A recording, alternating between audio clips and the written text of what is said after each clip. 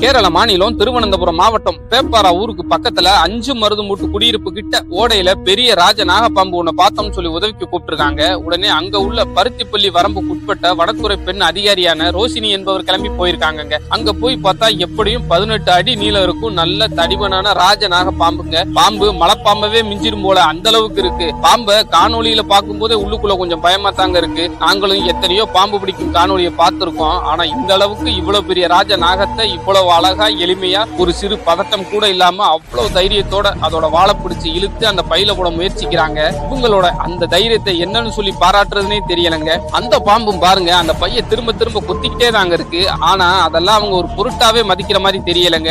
ஏதோ ஒரு சாரப்பாம்பு பிடிக்கிற மாதிரி அதோட வாழை பிடிச்சு இழுத்து சிரிச்சுக்கிட்டே அதை உள்ள போட முயற்சி பண்றாங்க. பாம்பும் இவங்க கிட்ட இருந்து எப்படியாவது தப்பிச்சு போயிடும் தாங்க பாக்குது. இவங்களும் கடைசி வரைக்கும் அதை விடுற மாதிரியே தெரியலங்க. பாம்பு அந்த பைக்குள்ள போக ஆரம்பிச்சதுக்கு அப்புறமா இந்த சின்ன பைக்குள்ள எப்படி அவ்வளவு பெரிய பாம்பு அடைக்கிற முடியும் தான் நினைச்சோம். எங்க கண்ணவே எங்களால நம்ப முடியலங்க. ஏங்க ஏதோ ஒரு அரிசி சாக்குல பழைய பொருட்களை போட்டு குளிக்கு அமுக்கி கட்டுற மாதிரி அவ்வளவு பெரிய பாம்பையும் அதுல போட்டு கட்டிட்டாங்க. பாக்குற நமக்கே மிகப்பெரிய ஆச்சரியமா தாங்க இருக்கு. இவங்களோட இந்த தைரியத்தை பார்த்து வியந்து போன துடுப்பாட்டத்தின் கடவுள் என்று அழைக்கப்படுகிற சச்சின் டெண்டுல்கர் அவர்கள் தன்னுடைய எக்ஸ் தளத்துல இந்த காணொலியை பதிவிட்டு இவங்களுக்கு பாராட்டுகளை தெரிவிச்சிருக்காங்க. நம்ம வலையொலி சார்பாகவும் இவங்களுக்கு வாழ்த்துக்களையும் வணக்கத்தையும் தெரிவிச்சுக்கிறோங்க.